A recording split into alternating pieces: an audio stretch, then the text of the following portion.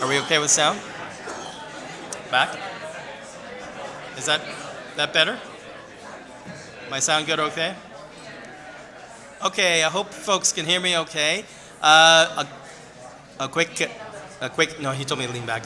A quick announcement. The tech folks have asked us if you have Wi-Fi devices on, if you can turn them off because they're interfering, they're overloading the system a bit, and they're trying to stream this out. So this feels like I'm a flight attendant on an Air Canada flight. And your emergency exits are next. Anyway, welcome back, everyone, and thank you for all of this. We are going to start our next session, which is called Mother Tongues, How Does Language Shape Public Space?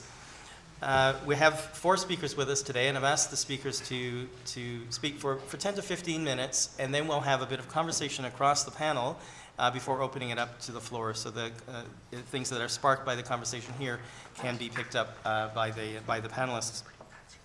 I was talking with Jen earlier, and we were going through some of the ideas around this, and I think this panel follows quite nicely on the last one, particularly some of the notions that Adrian was bringing up around questions of moving across mobilities and shared spaces in some ways. When Jen was originally talking to me about this, we were talking about how language and representation are related in all relations of power, either individual or collective. And then we started to talk, too, about how the different forms and formations of state really do create a different environment in terms of how languages come into being, in terms of official languages and such. But the fact is that languages that we have in the existing nation states we're talking about are not necessarily, are enforcing maybe state power, but not necessarily indigenous presence, and are not looking back to that. So our question then becomes, how does language shape public space in the Americas and other colonized territories? And what are those different languages? Because we're living in an increasingly multinational, multicultural space. What does it mean when different languages are coming in, different communities are inhabiting these spaces? And particularly how are indigenous speakers working to change this? We have on our panel today speakers who come from a great sense of critical economies, legal spaces, visual art spaces, and poetic spaces. So it's a good range. And I'm not going to, you have the bios here, so I won't introduce them. What I'll do is just briefly mention their name, and then we'll go in the order that they are in the program. We have 4 speakers. Neal McLeod's not here with us today. So the 4 speakers are Paul Chaat-Smith, who's coming to us from Columbia University. He's sitting to my left here. Sakej Henderson, who's to my right here at the University of Saskatchewan and work on legal studies. Next to Paul is Marianne Nicolson, a visual artist who does a lot of work around cultural communities and addressing Aboriginal issues in those spaces. And to the far side is Greg Scofield, who, of course, you've heard read and talk through some of his poetics. So I think I'm just going to turn it right over then and start with Paul, and we'll move through the 4 speakers, have a bit of conversation, and then open it up. So over to you, Paul. So welcome to Prairie Palooza 2014, day 3. You people in the back may not be able to actually see this, but from where I was sitting about 10 rows back, these microphones, they're really unusual. They're really beautiful. And to me, they look kind of like dream catchers. And I wish I'd realized this sooner, because then I could have consulted Rebecca Belmore on how you speak into a dream catcher. But I didn't. But I just felt we should acknowledge this very unusual kind of microphone that's here. Somehow we've gone for almost 2 hours plus of meeting without anybody quoting Jimmy Durham. So clearly that should not stand. I've actually known Jimmy since the Nixon administration, and during that time he's given me advice on many, many different things, probably hundreds of things. Some of it was brilliant, some of it was really stupid. But for all of you people here and listening in from around the world in ships at sea, I'm going to give you the 2 best pieces of advice he ever gave me. The first was that you should always make work for people smarter than yourself. So this is obviously a classic kind of JD line, which is a riddle and makes no sense, but sounds really cool. But I did take it to heart, and it's like remembering all those things you never knew, right? So work on that. So anyway, it's a riddle, but it was very useful for me because it was really talking about respect for audience and an optimistic way to do work, to think that there are people out there that are going to know way more than you, or going to understand what you're doing better than you are, and you should always have an optimistic outlook to that and do your best work. Never dumb things down, never think you're better than your audience. It's really good, and it's really shaped my practice, and now it belongs to you guys. The second piece of advice was even better, though. He told me, this must have been 1974, I think. He said, always take a taxi to the airport. I said, well, Jimmy, it costs a lot more money to take a taxi to the airport. And he said, yes, that's true, but you'll save time. And while you're in the taxi to the airport, you're basically like Rockefeller. So I've tried to live up to both pieces of those advice as best I can. Now they belong to you. So anyway, I love airports, and I've been thinking about these many days of this conference. And I just was realizing with the taxi thing about how much I love airports. And then I was thinking about how much I love highways and how much I love cities. The bigger, the better. And I know that's somewhat ironic because I'm actually a suburban Indian, so I don't feel disloyal to suburbs, but I actually really like really big cities. I don't think that much about dams, but I like running water, so I think I also like dams a great deal as well. So I'm thinking about the topic for this afternoon in terms of language. And as I was remembering various things about Jimmy, I was remembering a conversation we had, I think I was on Pine Ridge briefly in South Dakota. And at that time, this is somewhat embarrassing, I wore a Washington Redskins t-shirt. And I guess it was ironic, but it wasn't really ironic exactly. And I remember telling him on the phone that, I've just come to a decision. This is a really embarrassing part. That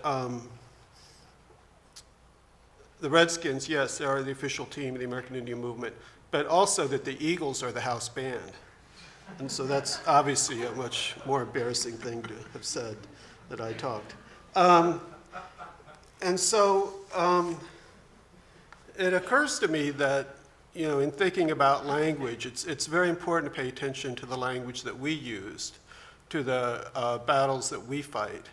So in the United States, sort of always in a cutthroat competition to at times look like the stupidest country on earth, the number one issue for American Indians in terms of mainstream attention,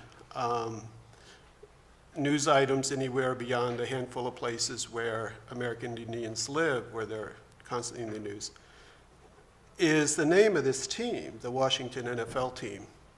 And it's an issue that's been around for decades and decades, and somehow, and this is something that always humbles you as any kind of social critic, I never would have predicted it would have caught fire in the last 2 years the way that it has. So it's a major thing, and what's interesting is not just the merits of that question about using Indian names for NFL teams or sports teams, but it's that it's the number one platform for people who never think about Indians to think about Indians. So I remember one of the Washington Post has done a lot of stories about this. You might imagine, I know a reader comment. It was really snarky and really cold-blooded, but it really gave me pause. He said, you guys should be glad there's this controversy about the Washington Redskins, because otherwise you'd be getting no attention at all. And that was actually kind of true in terms of what people know. So we have this strange situation of a team that that now is becoming one of the biggest issues in Indian country that we didn't actually choose, and the issue is steadily gaining momentum. And it's over a team that's been, I think, 6-21 over the last 2 years.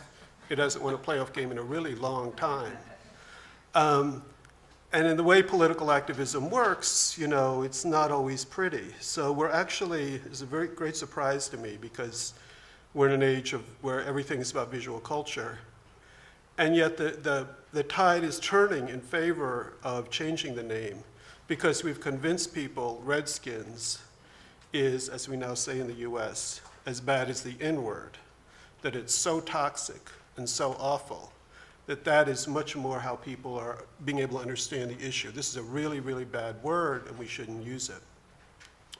Whereas for most of the people who have looked at this, it's much more about the imagery, the rituals that go along with it, and also the idea that it's beyond the name. So the Cleveland Indians, you have a different kind of argument to say that's wrong. Then you could say the logo is wrong, you could say this or that. But it's the name, the word itself. And so I'm thinking about myself wearing the Redskins t-shirt in the 1970s, and along with many other Indian people. And you know, you could say it's appropriating. I don't think we knew those words back then or whatever. But clearly it's a bit of a exaggeration to say N-word in American life. That's a strategic move that's been effective. To remember what we used to think about things. And we didn't used to think it was that important. And I was reminded of this again at Jen Budney's really excellent, I don't think she calls it a keynote, but it was. She showed a clip of a defacement of Mount Rushmore. And the name of the movie was Skins. And I'm not anymore, so I don't know how popular that term is right now, but I know for many years that was a common term. We talked about skins this, skins that. Obviously it was in a movie. And yet that doesn't really emerge in this debate, that actually that term has its own history, that's complicated, the way all language is complicated. So it feels to me that there's a issue about political strategy and about, particularly in the US, how there's so few opportunities to actually leverage attention on an issue into activism, which is what we do. And one of the reasons that I like monuments almost as much as I like highways and cities is because a monument is something that has its own purpose for being built at its time. But then it's just there, and then the world changes around it. Its meaning changes. It's a kind of public social history that begs for interrogation. And I think, as we saw from Jeff Thomas's presentation, you know, there are amazing opportunities to work within that. And I was particularly struck by the idea that the scout, the Indian, got removed. And most of us, if I was faced with that issue, I would have come down, yes, let's get rid of it because it's offensive. Maybe we would have said it should be replaced with something better, but that was never really going to happen because we'd never agree. So it's interesting to me about the absence of something can take away the opportunity to actually explore that, to interrogate it, and to move forward the discussion. The primary issue for Indians in the United States is that we're absent in the national narrative today, not just in the past. But for the most part, we don't exist, we're not important. And when these things come up, as silly as they are, as ridiculous as they are, like the NFL team in Washington, which is probably on its way to losing its game today against San Francisco, that it becomes a consuming thing that then we react to. So I think a couple things are true. It's sometimes it's not a favorable terrain for us. There's no complete kind of victory there. But I think the idea of advancing the conversation, looking for different ways to do that, is a lot what artists do. It's a lot what critics do. So anyway, that is, I'll just end at that point about, you know, just saying, yay monuments. Thank you.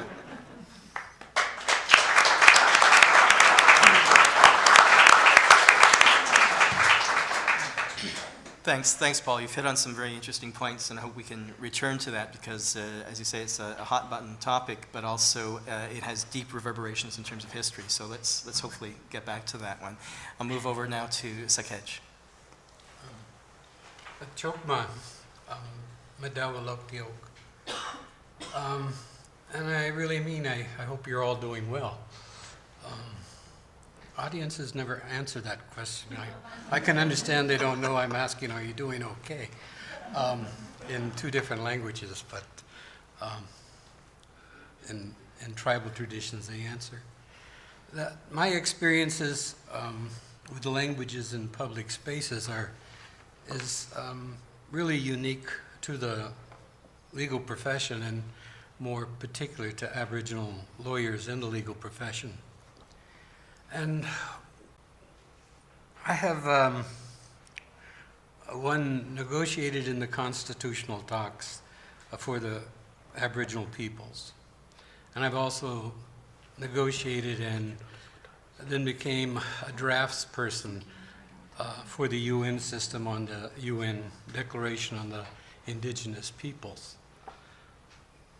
And I have this, always this overwhelming feeling about the use of language in these forums. And now it's moved on to courts and litigation strategy about how you use language. And mostly this is a battle between the monument of Eurocentrism or Western knowledge and languages and Aboriginal languages and Aboriginal knowledge systems, and how they're two different things. In the Canadian context, we always have to confront the structural meaninglessness of English and French. It may mean something to people in other places, and there's a great tradition and a lot of books written in it. And all of this knowledge system is trying to restructure the thing that people fear is about a life that has no meaning, and to create a knowledge system to give people a meaningful life through the use of knowledge and language. But when it comes to the Aboriginal consciousness, it translates back to meaninglessness to us, that we have troubles with it, and we have to interrogate almost everything, and we come to this this sort of English and French and the other European languages and the other languages of the world as sort of the voice of the exiled when it comes to North America. It's a language that's sort of drenched in non-being, of non-experiencing, of transporting concepts from different times and different places to North America, and then pretending like they actually have some kind of consistency with the actual reality of the land or the people. And that's been interesting because first it creates a forest of words of deceit and words of dishonesty and words of all kind of other disparaging words like Washington Redskins, things like that, that come to play a central role in our educated consciousness as Aboriginal people. And we encountered this very early in boarding schools and residential schools, and most of us who went through the experience of becoming split-minded, of having Aboriginal languages on one side of our head and English on the other side, or English and French on the other side, and negotiating between them. And between them we conceptualized the space between Eurocentric languages and Aboriginal languages as the space of boson. It's an idea that you can never have a good idea that can penetrate this language, because it repels any kind of good ideas, especially if they come from Aboriginal people. And it's a language which all the universities in Lord Jimmy Durham's, as we used to call him, during the discussions in Geneva over the early forms of the UN drift, he had such a presence, we all called him Lord Durham after a British report. But anyway, it was our nickname for him. That he said that monuments are always disparaging of the Aboriginal presence, and the language systems are also disparaging or discriminatory toward language presence. But the same can be said about universities as monuments, that they're a monument to Eurocentric thought imposed on our territory. And universities as exist now really don't want to talk about ideas anymore. What they want to talk about is methods or tools. That's sort of camouflage from people getting to the essence of why they're there and what they're doing. So you have to go through the whole methodology, Eurocentric methodologies and skills to be able to prove your point. And that really has become a real straitjacket for most indigenous peoples in the universities because they want to talk about ideas and they don't want to talk about methods of figuring out, because they can master the methods, but those methods don't make any sense in indigenous knowledge systems, which is talking to them. So when we get the courts now, we have, as most of you know, a constitutional clause that says Aboriginal and treaty rights are recognized and affirmed to the Aboriginal people in Canada. And basically, a great amnesia occurred after the Constitution was passed, that none of the politicians could figure out what those phrases meant.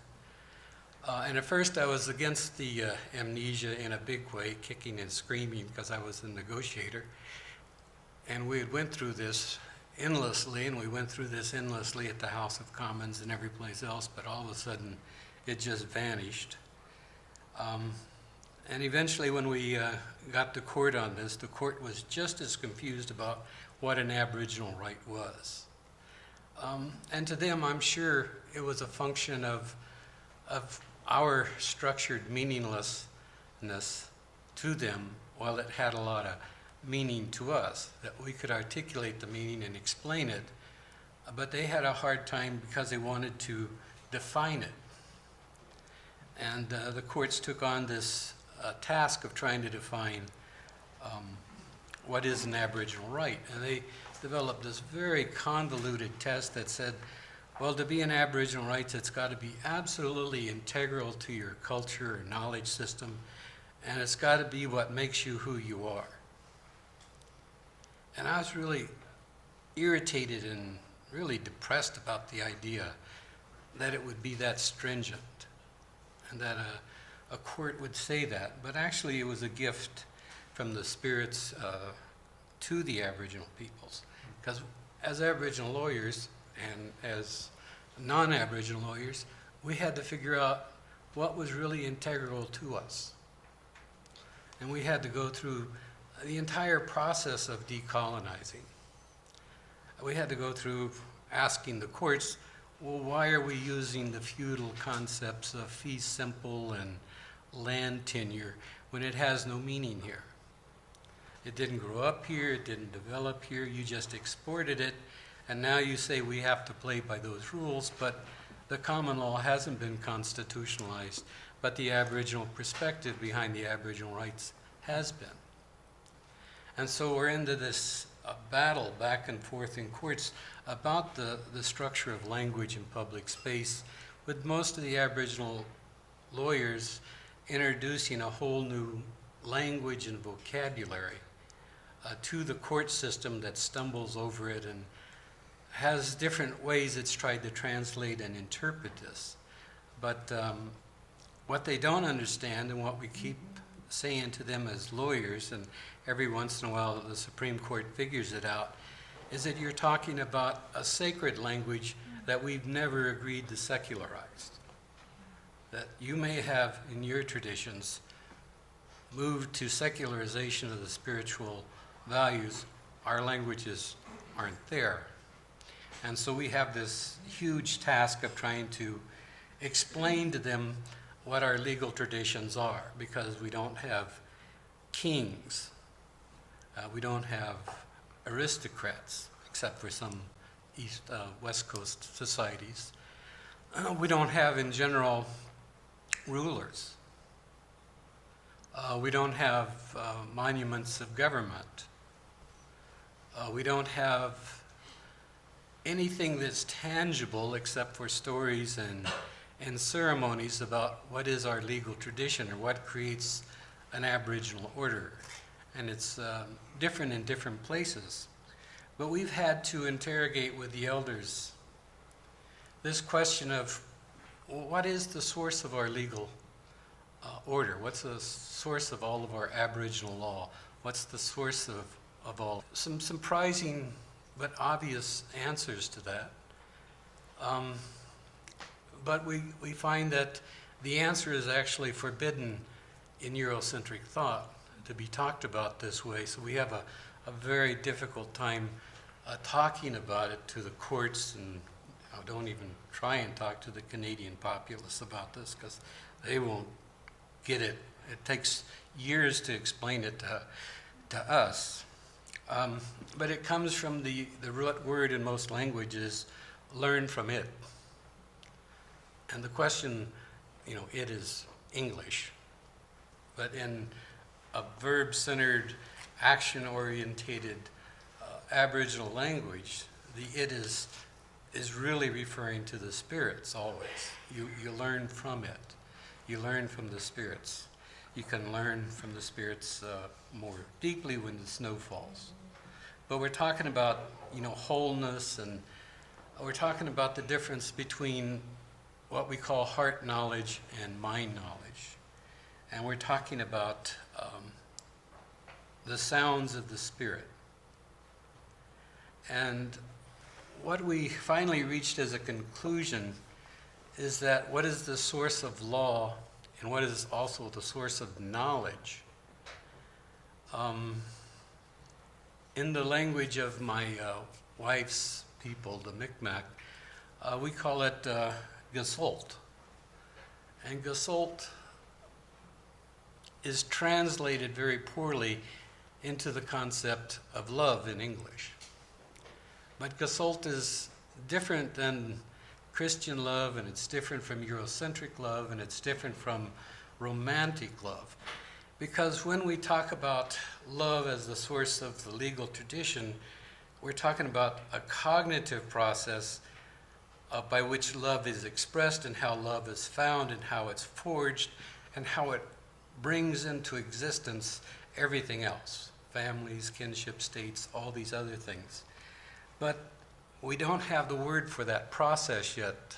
We're talking with elders and others, but it's the closest analogy in English is the word photosynthesis.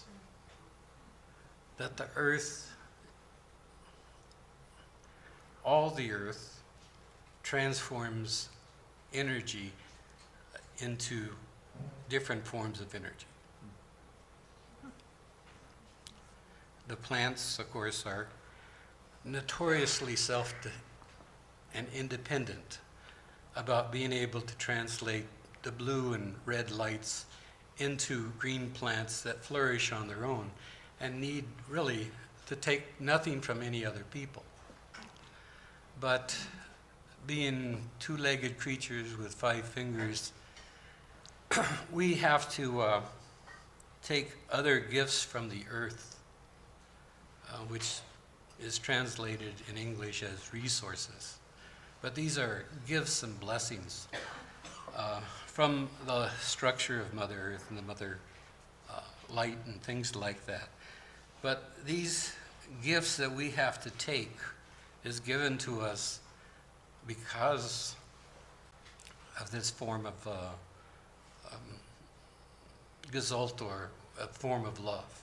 That love is a form of energy that the plants, the animals, and us share with each other, and forms the basis of most Aboriginal thoughts.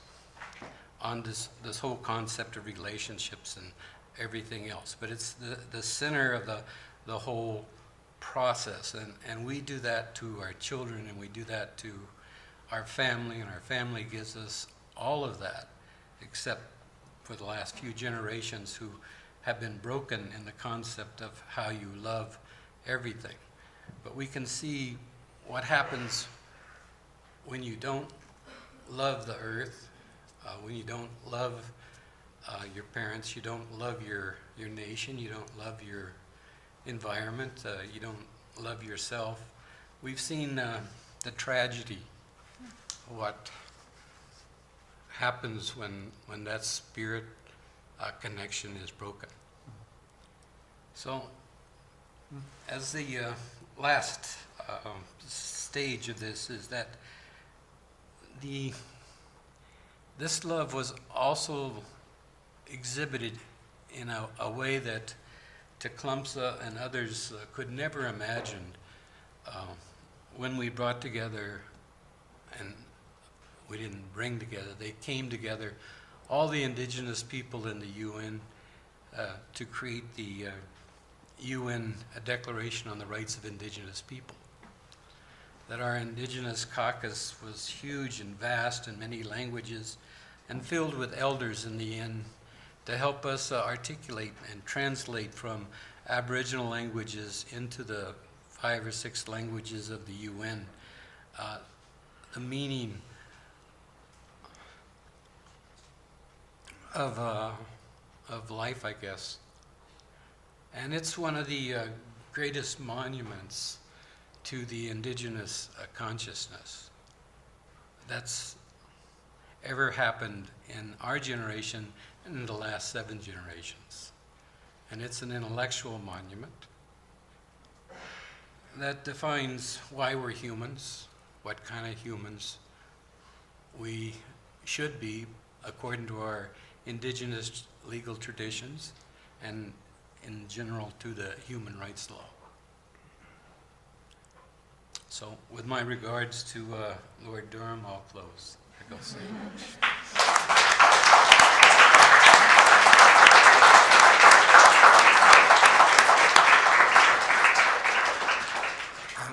Thank you, Sakej. It's always such a pleasure, such an inspiration to hear you speak. Well, you're talking about the refusal to accept that kind of compartmentalization and rigid divisions.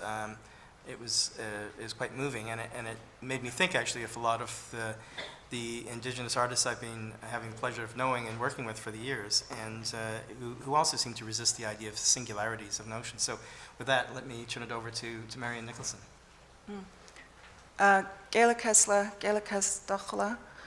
That's basically kind of like welcome in my language. I'm Zaudenoch, Quiksitenoch, Kwagyok, of the Kwakwakiwak people who live on the northwest coast. So I guess I'll start off with this image, which is when we talk about our relationship to the land.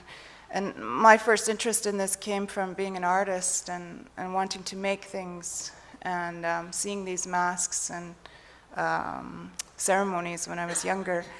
And what I came to learn later on is that if I was going to be an artist, I was going to need to know almost everything, because basically everything that we were creating was attached to a history that was also then attached to the land and then was attached to people and their particular families. And so I found out then that my task as an artist was not just going to be to make things, but I was going to need to know things.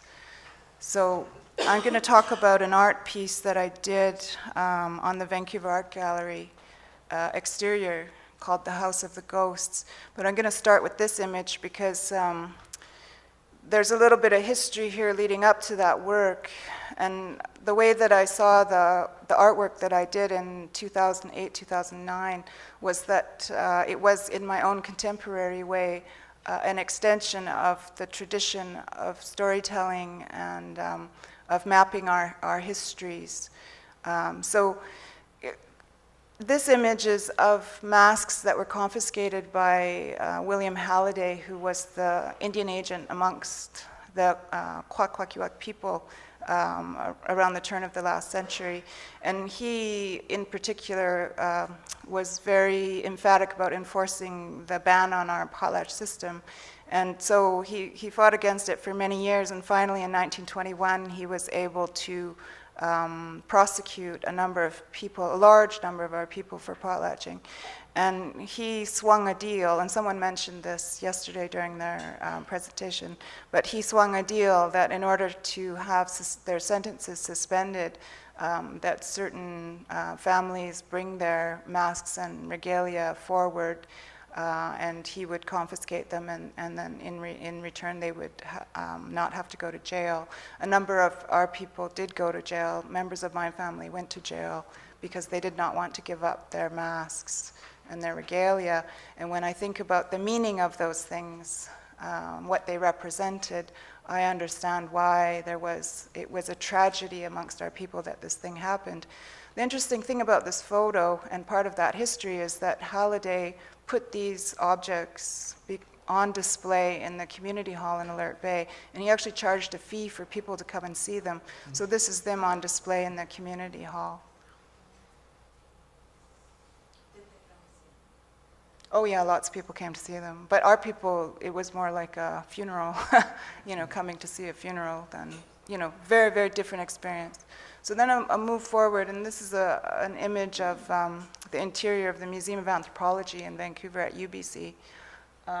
This has a number of artifacts that come directly from Kinkham Inlet and Guayastam's village, which is Guilford Island, which are communities that I come from.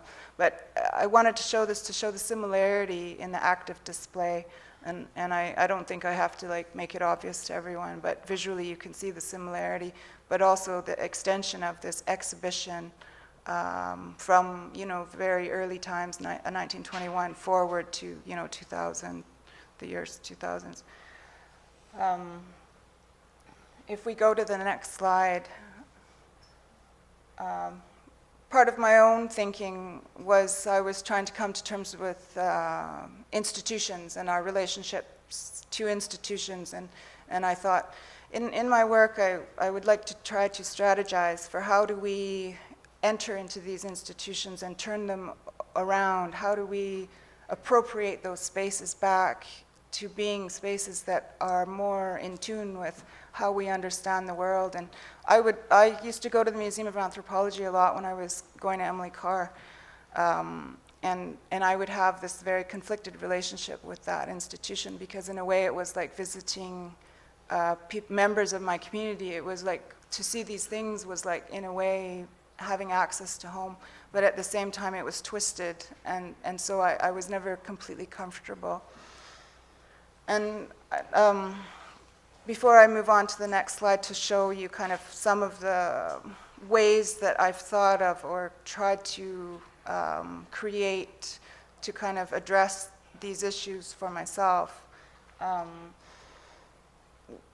Our people came out of, the Kwakwaka'wakw in particular, are, they use as an expression the idea of the spectacular.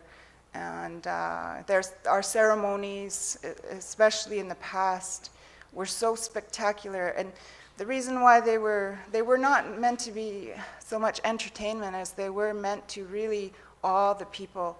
So much of it was done in secret, the planning around our performances.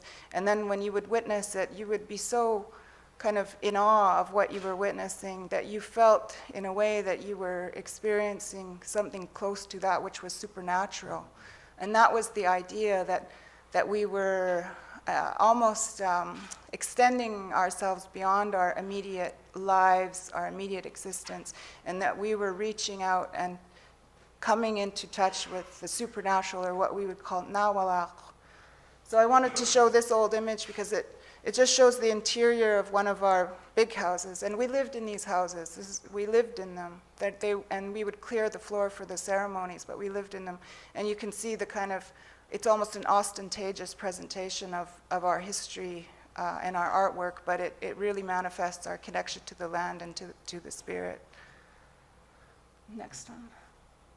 So in struggling with these ideas, the Vancouver Art Gallery had asked me if I would consider doing a work on the exterior of their gallery. And I thought about it, and I thought about this history of the potlatch ban and what had happened, and I thought about the history of the Vancouver Art Gallery, and before it was the Vancouver Art Gallery, that building had been the BC Courthouse.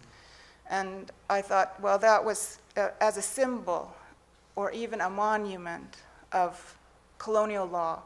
And I thought what I would like to do is address that history. I would like to tell this story yet again, to keep this part of who we are in the forefront.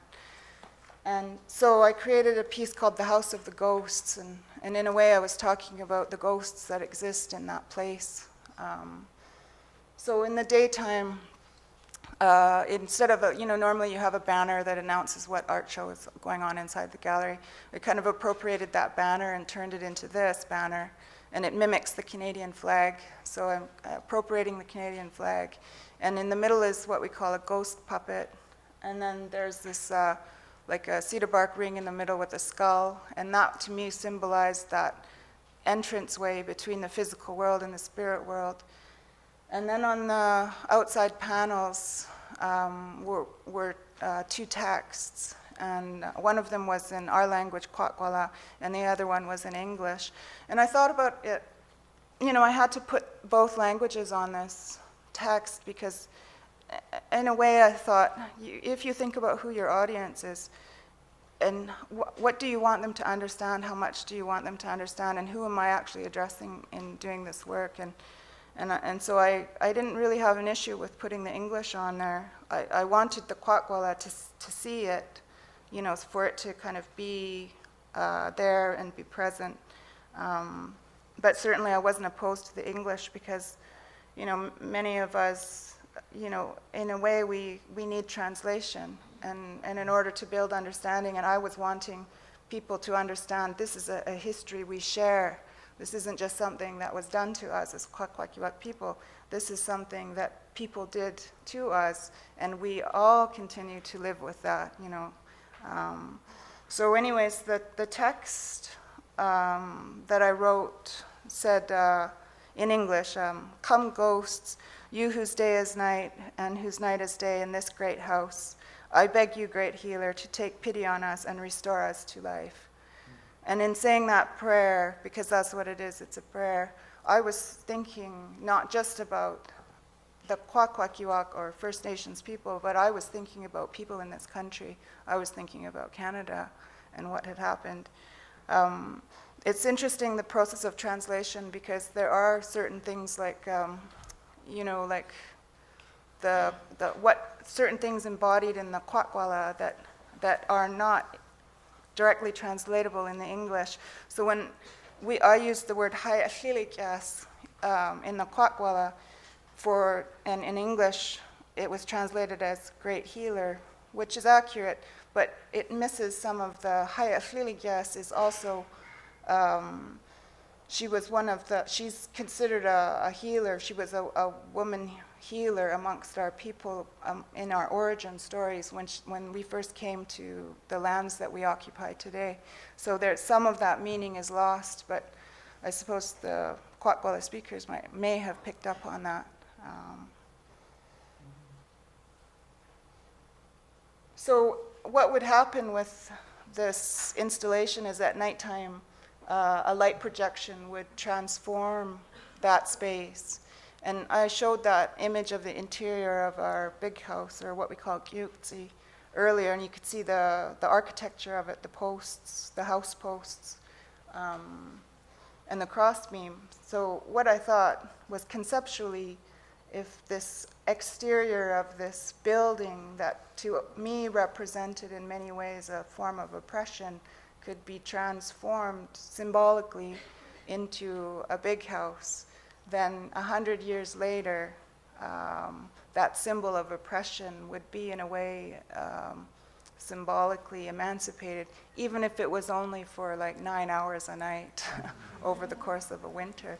So what happened with the light projection then is that the exterior of this building, which was the art gallery, which had been the courthouse, would be symbolically transformed into the interior a big house. And when I was talking in the text about this great house is a metaphor for the world or for the land. And so the way that the interior works is that the people then who are outside the house looking at this piece are actually inside the house now, and it acknowledges the land as being the house. The texts would be transformed into killer whales, and part of that symbolism being that to us the killer whales are considered to be the chiefs of the sea, and they have a spiritual quality about them that we are not allowed to kill them. So, and that they have the capacity to heal. So if we, and I think it's really interesting because I see this translated in general terms on the coast. But basically, if you saw a killer whale, then you would say a prayer and ask for healing, and that whale would help facilitate that healing to take place. And I think it's so funny because I go back and forth on the BC Ferry all the time, and whenever you see a pod of whales, they announce it on the system, and you can almost feel the boat start to tip as everybody dashes over to go and get a look at these whales. And I think there is something to this, like it's very powerful, you know, and we shouldn't ignore our old teachings because there is something there to be said about it.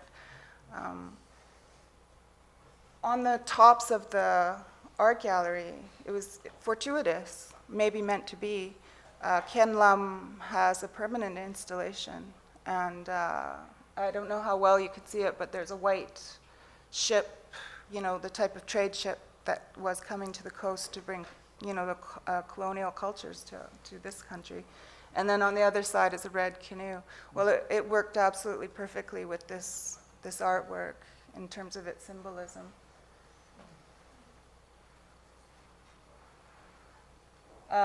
This is just another view of kind of, you know, like, I guess how the outside of the building appeared when this projection was on.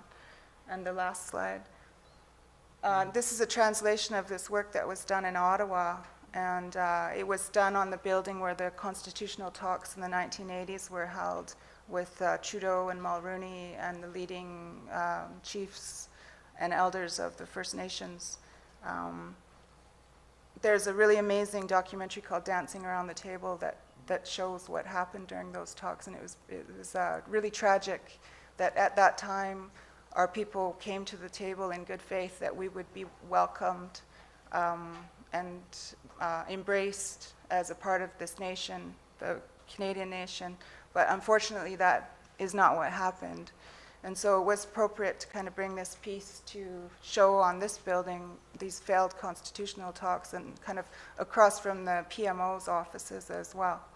So the other interesting aspect about it when we talk about language, I guess, is that by law, we had to show it in French as well.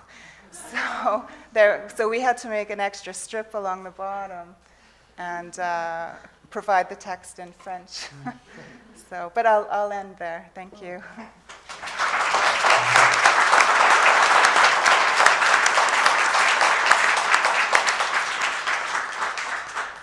Thank you. Thank you so much, Marianne. It's nice to see, having seen that work, to see your language behind it. And I was particularly moved by this idea of the notion of spiritual transformation.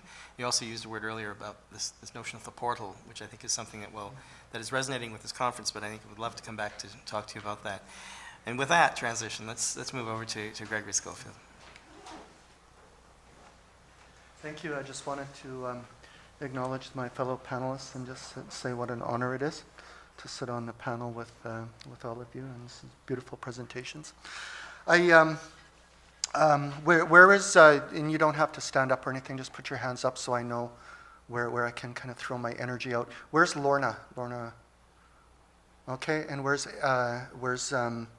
Ruth? Everybody's like, I'm in trouble.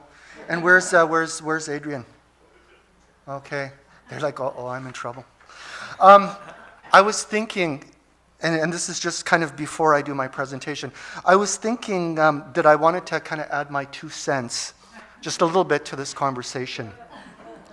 And I knew that there was something that I was going to say, and it wasn't until I pulled out one of my books that I realized what I was going to say. And I just wanted to let the three of them, who I called their names, I wanted to let them know that in 2005, when this book was published, this is a book called Singing Home the Bones. And it's a poetry book, and I was doing a lot of genealogical work. So I was doing lots of genealogical work on my maternal side of the family. This is all Red River Métis people. And so I was doing lots of genealogical work. I was, kind of doing lots of work with the poems. And I had said to my publisher when we were coming close to them, figuring out a title and stuff, I said, well, I've written a lot about, Nchapanak. I've written a lot about my grandmothers. I've written a lot about Ishkwewak, like a lot about the women in my blood. I've written a lot about those women. So what I would like, I told my publisher, I said, what I would like is I would like for you to find an image of a really old Cree Nokum, like a really old Cree grandmother. And that would be very honorific for the poems and what I'm writing about.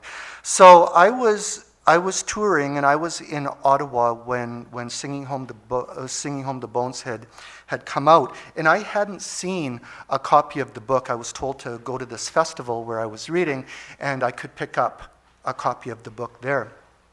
So I'd gone to the festival, and there was a bookseller all set up, and they had my books, and lo and behold, there was Singing Home the Bones. And I picked it up, and I realized that this image on the front cover was actually of an old, very old, this is an Edward Curtis portrait, and it was of a very old Blackfoot woman. And there was nothing I could do about it at this point, so I always tell people, I always say, I have a Blackfoot captive on a Cree book.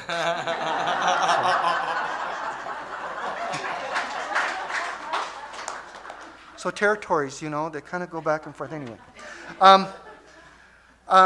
Marianne, what a wonderful presentation, and it's like I couldn't have been luckier to follow you, because you're talking about translation, you're talking about all these elements that, of course, as a poet, I'm wanting to talk about, and of course scrambling around and wondering, what I was going to add to this whole idea about mother tongue. And, I don't have something to show on a big screen or the work that I'm doing, so I'm going to use the work that I do, which is a poem, and I'll talk to you a little bit about that poem. This is a poem, it's just a short little poem, and this is a poem called I'll Teach You Cree. I'll teach you Cree with the tip of my spring tongue. Ayiki, your mouth will be the web, chasing Apikisis words, a crawling out ceremony that cannot be translated.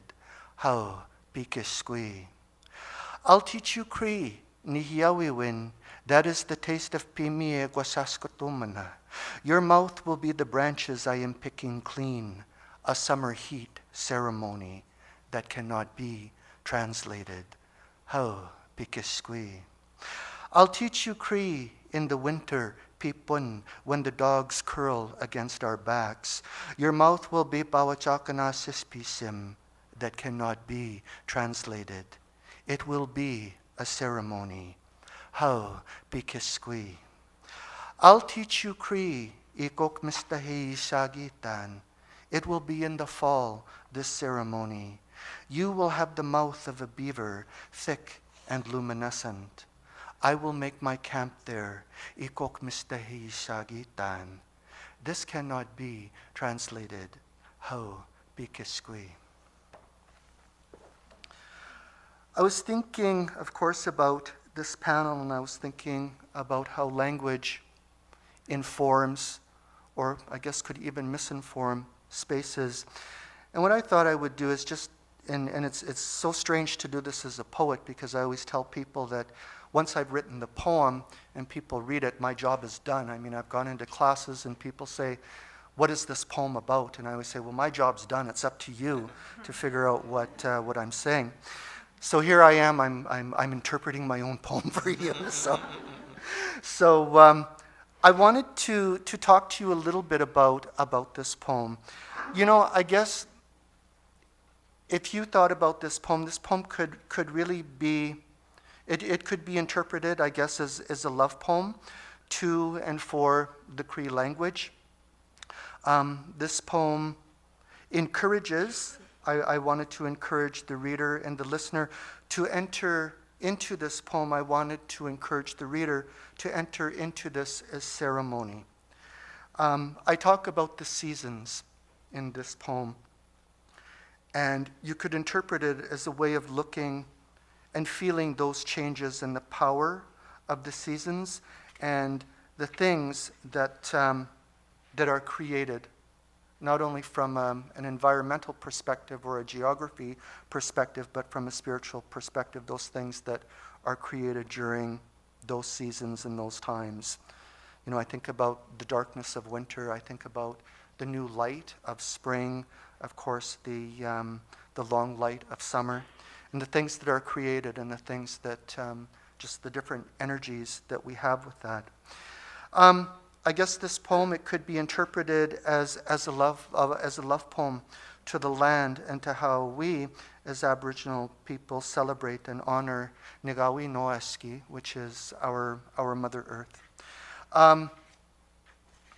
I guess really what I want for you as the listener, as the reader, is I want for you to be able to enter this poem with your senses alive. I want for you to be able to see these things. I want for you to be able to feel them. I want for you to be able to taste it. I want you to be able to hear the poem. One of the refrains of this poem is, "This cannot be translated." It's a very important, this cannot be translated. Those 4 words are very important because it really speaks to a lot of our languages, and it speaks to a lot of the spiritual concepts of not only the words in our languages, but how we view the world, how we view people around us, how we view the changes in the earth. It's often interesting working with the Cree language because I have a struggle sometimes to be able to translate really what some of the words mean and to try to accurately translate them into English. So with the use of that kind of refrain in the poem, that this cannot be translated, is really a reminder that we're constantly in a process of interpretation. We're constantly in a process of having to translate. What we may see outside today, we will interpret one way. What we will see maybe tomorrow from the standing at the same window, we'll interpret in a different way. So we're constantly in this state of translation. And I ask the reader, the other important thing in this poem is I say, "How big is squee?"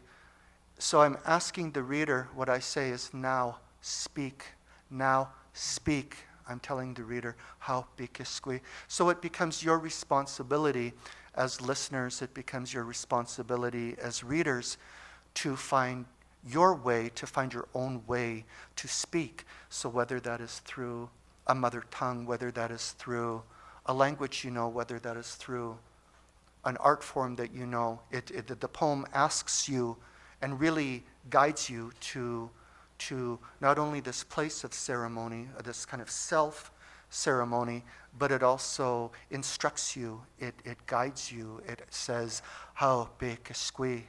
How big is squee? Now speak, now speak." It's often funny, I know for me, I don't know about other artists, I'm sure it's the same thing, but it's often funny. I will sit down and I'll write, and I'll be kind of in this space of working, and I won't be really conscious of what I'm wanting to do. It's not like I've set out to say, well, I'm going to, make this poem this really big, long piece that can be discussed about translation. It's so much the spirit of the poem. And it's interesting kind of, picking it apart and being in a place of where I have to pick it apart.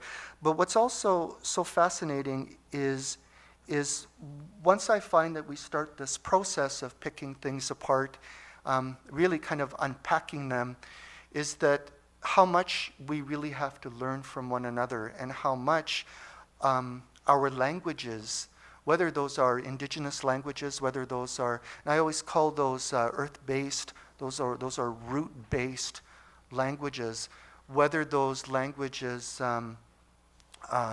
whatever they are and whatever language you're coming from, it's so powerful that there are so many things that we share. And it's so powerful when you think about throughout the course of a day, for example, the languages that we do hear, the places in which we're hearing those languages, and how those languages really shape the space that we're in. I mean, if you look at everything with the last three days of the conference and everything that has been shared, it's just, it's incredible. It's really a ceremony, and people go away with that, and people do their interpretation, people do their translations. So that's really all that I've got to say. And once again, thank you for what you've shared today.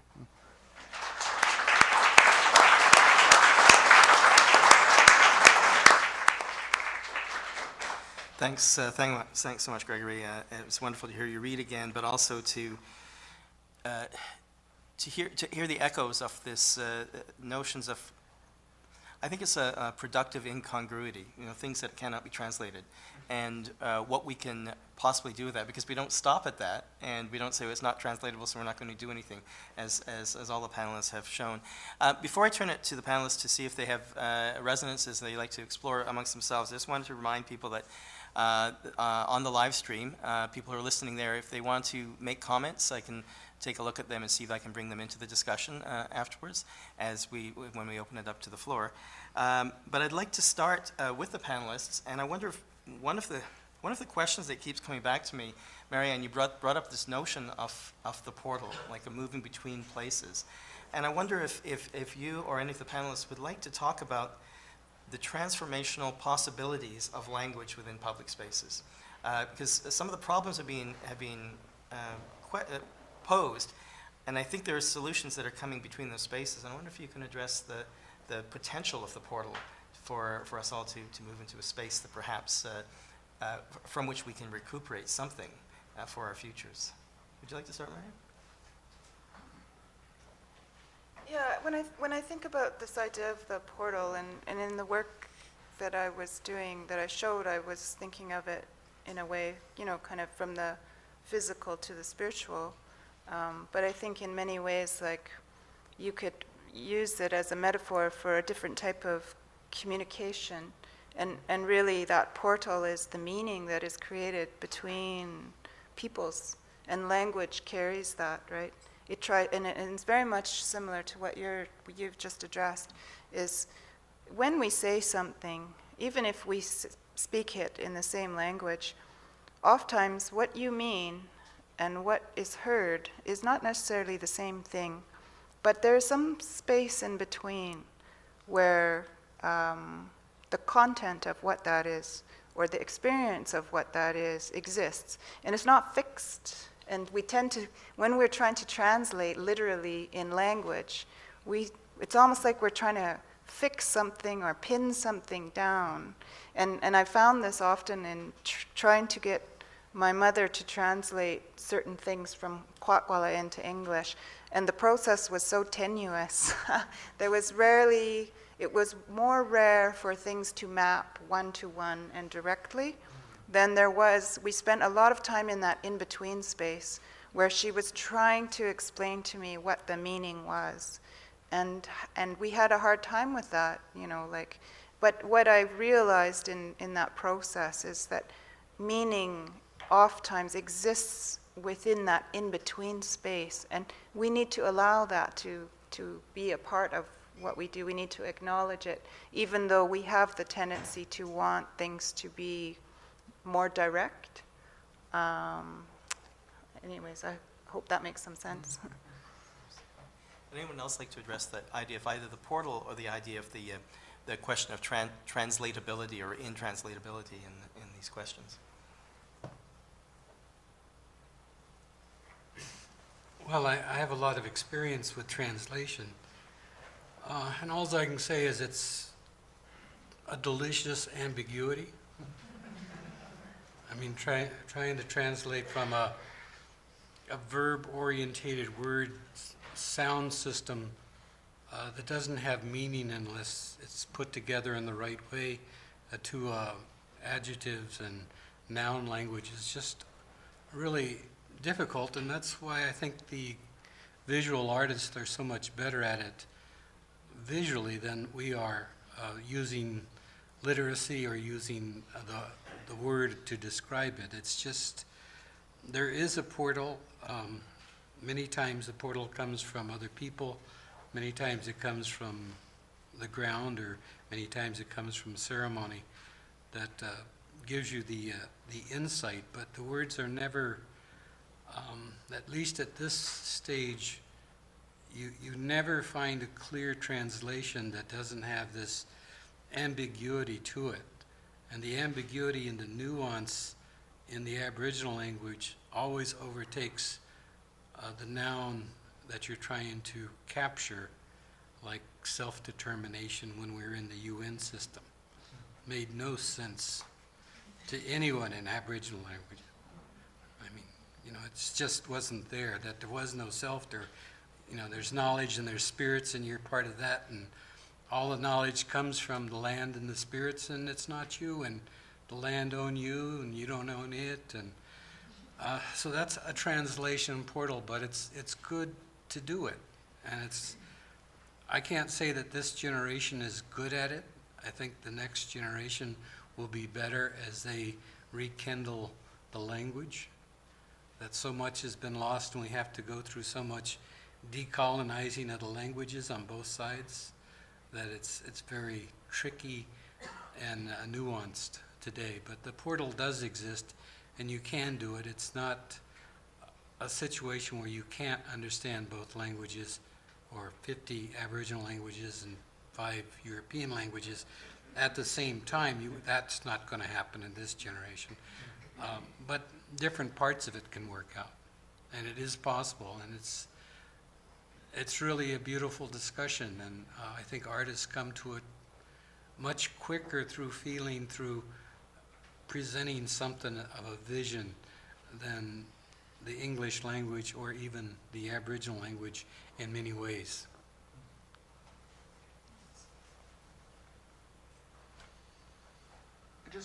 I just wanted to add quickly, I think that there's something really powerful about being able to take a language, being able to, if you will, to be able to reclaim a language and to be able to work with that language, to be able to use that language, to be able to fill up a space with that language and not make excuses for why you're doing that. I think that it's really important. I mean, for example, it's in this place today, on the land that we're sitting. Nihiawi in Cree has been spoken here for thousands and thousands and thousands and thousands of years. So I'm just one more speaker that is adding my sounds to this place. And I make no apology for that. I make no... It doesn't need to be translated. It doesn't need to be elevated. It is just what it is. So I think that it's important that I know for my use with, and in writing in Cree, and my use of Cree in my work, is that I don't look at that language any different than I do using English. I have to work with the languages differently, but for me, I don't use them differently. People have often said, why do you, what inspires you to write in Cree? And I always answer the same way. I say, well, if the poem starts coming to me in Cree and staying true and in honoring the spirit of that poem, then that's how the poem is written. And I'm responsible for reciting it. I'm responsible for singing it, if you will. And so when I sing that, when I recite it, in honoring the spirit of that poem, then I do it in that language. Paul, do you want to add anything to that around portals or language or those difficult translations that you're talking about in terms of how people may be forced to respond to something, as you said, with the Redskins argument or anything to that effect? I have my hands full with English, so I don't have to add to this. Is there anything to add? No? Would the panelists like to talk to each other about anything in specific before we open it up to the floor? Is there any questions you have for one another? Just appreciation and gratitude. Okay, well, let's open it to the floor. I'm going to stand for this so I can see people if they have their hands up in the back, and see what people say. You can address things either to a specific panelist or just make a comment that you'd like to make and let us know. So there was a hand in the back there. Yeah, Adrian, or next to Adrian? Yeah, go ahead.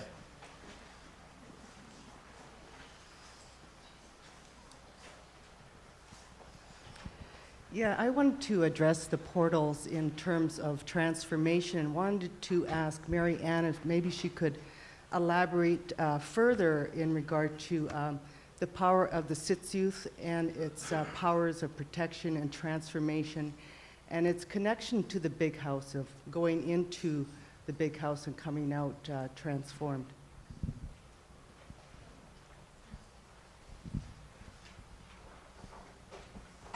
I almost wish I had an image that I could show in response to your question.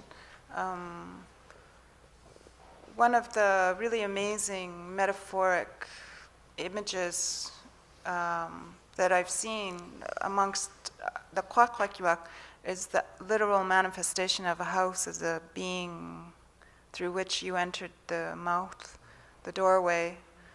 And it really changes your sense of, what is our reality, or when I think of the power of, our ceremonies and the idea, even when we come out onto the floor, we were always taught to turn left at full circle, and I was told that this is because we are transforming, and now we are no longer, I guess, ordinary beings, but now we are spiritual beings connected to the spirit world and to our ancestry, and we're expansive, I guess.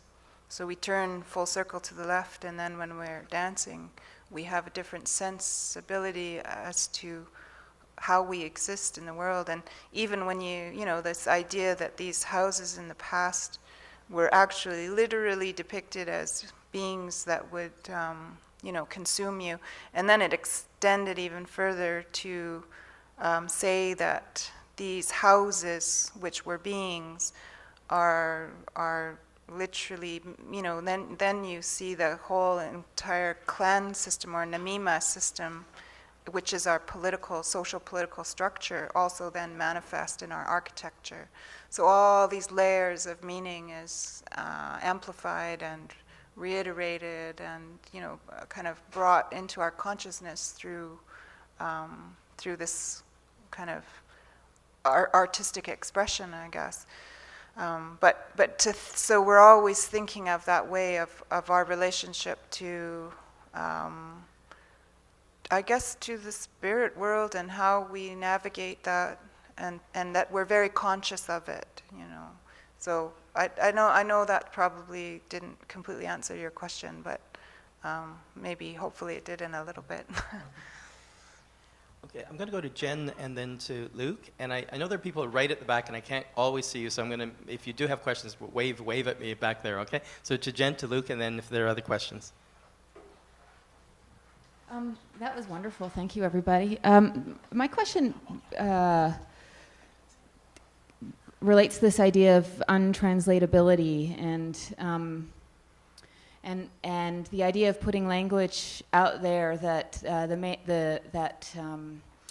the the mainstream, the majority, can't understand as an act of resistance, and that I think this applies very much to Gregory's work and Marianne's work.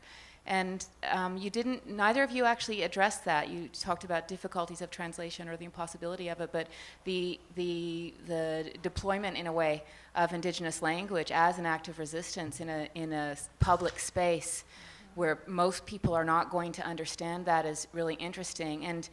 And related to that, just to tie what Paul was saying in, which I think is really important, is this question over the Redskins and how right now Redskins is being debated, whereas, and I heard the story from Lord Jimmy about the use of the term skins as a way of members from the American Indian movement trying to find something that was as cool as blood that was coming out of the Black Power movement. Hey, blood, right? So there's a certain kind of, I would hesitate to call it an advantage, but there's a difference in the kind of collective resistance that African Americans can sort of operate with Black vernacular that's shared, or Ebonics, right? That is different from what Indigenous peoples are facing with all the different languages, right? So I don't know. I'm throwing it out there as just sort of observations, but if you could comment more on that language and untranslatability as a resistance.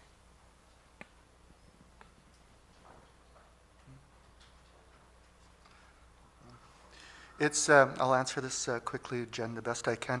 It's interesting because I know when I first started writing, and I'm going to date myself here, when I first started writing about 25 years ago, I made a really conscious effort to use Cree in my work. And for me, I was in my early 20s, I was very, very active with politics. I was very, I was a young 21-year-old that I had lots to say, and I wasn't going to be shut down saying it. So I've since mellowed, but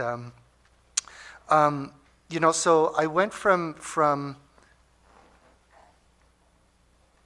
a spiritual connection. Of course, there's always been a spiritual connection with Cree, with the language, and the use of Cree has definitely evolved and changed over the years. And what I find now is that I don't really look at the use of Cree in my writing as really an act of resistance anymore. I look at it very much so as an act of ownership. It's simply, I've gone from that place of resistance to that place of ownership. And I mean, when I say ownership, I'm fortunate. I'm in my 40s. I am of a generation of where there are other people my age, people a little bit older, that we text in Cree all the time. We communicate, we email in Cree, we go back and forth between Cree and English. And this was actually a conversation that I was having with Neal, who couldn't be here. And this is something I think that Neal talks a lot about, is that our languages in so doing that, and not just in art pieces, of course in art pieces, but in everyday life. This is the language of our Ntanskut Tapanak. This is the language of our ancestors, and they didn't think of language as an act of resistance.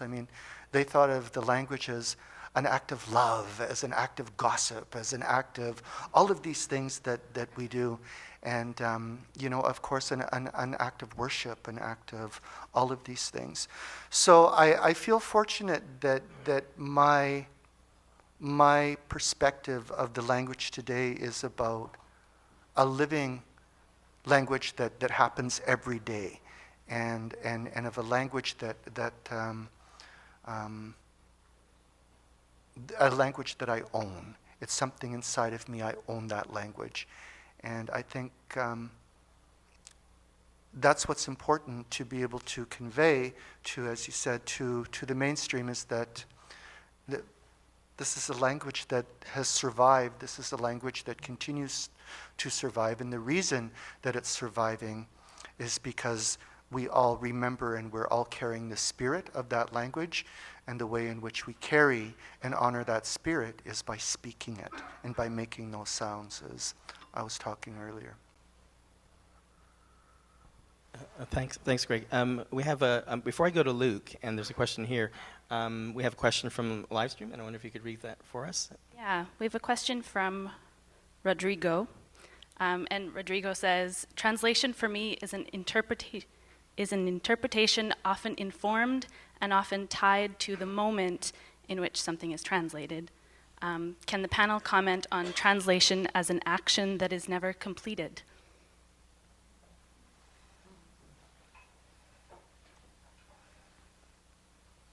You have to answer.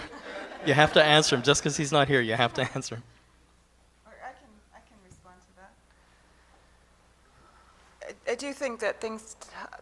This is what's. I mean, when I was younger, everything. I wanted to understand everything in a much more defined way, and the more I've learned about our language and our culture and our history, the more fluid everything becomes, and much more dynamic, so much more dynamic. And I do understand that this process of translation, even between my mother and myself, that meaning shifts, you know, and you might, and I've literally seen this in specific language forms. You know, it's happening all the time, where it's dynamic, it's moving, and it reflects what is happening in the world that the people who are speaking that language occupy. And so I've seen many shifts and changes amongst the Kwakwaka'wakw and how we use the Kwakwala language and how we don't use the Kwakwala language. And so when he's saying that the translation that occurs at that moment is in many ways appropriate to that moment, and 10 years from now it might be different. It's possible, yes. I'm going to take it to Luke, and or maybe you can take the mic over there, and then we'll go over to here. Okay, and we got questions coming up. My question is really directed at Paul, but I suspect Marianne might have something to add also. It seems to me that the contemporary discourse on indigenous objects within either European museums or museums derived from European models sees their value in the kind of polar terms very similar to the schema James sketched for us. On one hand, they're either objects for synthesis, they're generative, they're epistemological, they have pedagogical functions, or they're indexes for pain, for dispossession, for dislocation. They reflect, to use his terms, our structural meaninglessness. So what I'm really asking, in specific to this conference, is what is the role of the museum in the side of the production of monuments? Or is it its antithesis? I think museums are always first a political project, and it's always about its context, its authors, its particular agenda at a certain time. So at the institution where I work, it's like all based on one guy who never had to work a day in his life because his dad got in on the first John D. Rockefeller oil strike, so he could collect all this stuff. So he has it in a certain, early 20th century idea of that collection. It ends up at the Smithsonian, and then it's an institution that has a lot of Native people in it that are repurposing, rethinking that collection. So the objects stay the same, but its political purpose, its agenda, changes over time. I think sometimes there's not enough of a consciousness about, the way the language shifts, deciding what's sacred, what's secular. All of those things are something where sometimes we tend to talk as if it's always been that way, rather than seeing these, or just a few decades earlier, we'll be talking very differently about what those objects are, what they mean, what should have them. So in terms of what museums should do, I think it all depends on what those agendas are. I would say I'm still somewhat baffled as to why museums are so important to Native people. I understand the part about objects, but it's really hard to think of other ethnic groups that are so fixated on museums and the contest over their direction and their goal. The repatriation part I get, but beyond that, it's really important. So I think it's a lot about wanting to shape a narrative. And because in the US, Indians are important in museums, but they're not important in daily discourse, that seems like an opportunity for a lot of people. Any other comments from the panel on this? Okay, we've got a question here, and then we've got after that we have Heather. We have Heather. Trevor, Heather, and then Marcia. Hi, my name is Bruce Russell. I'm an independent curator and a writer, and over the last couple of decades, I've had the opportunity to work a number of times with translators, where texts of mine were translated, albeit into other European origin languages. But I've always said that I like editors and I love translators. And I wanted to pick up on what you were saying about your dialogue with your mother. I think, translation can be, I suppose, in a colonial model or something, somewhere where, an institution or someone in authority takes someone's discourse and translate it to their own advantage. And that's not very helpful to anyone. But translation can be an opportunity for a kind of deep reading of language that is immensely rich and useful, not only to try to understand another culture, but to understand your own. And I think I would say to Gregory and also to Neal, who I was very disappointed isn't here, that reading their writing, which is so engaged with speaking from their culture through deep reflection on words and concepts and the space that language opens up in terms of the kind of cultural experience at the deepest level is incredibly helpful and enriching for all of us. I think probably for Indigenous readers as well as for non-Indigenous readers, that language is such a kind of fundamental part of our worldview that the challenge of reflecting on it in that kind of deep way that interlinguistic dialogue opens up is a wonderful thing. So we can think of translation as a frustrating experience or as a dead end, because you're obviously never going to get perfect equivalence from one cosmology or worldview to another. But somehow the opportunity of that kind of deep criticism of language itself is a really rich thing. I just wanted to say that.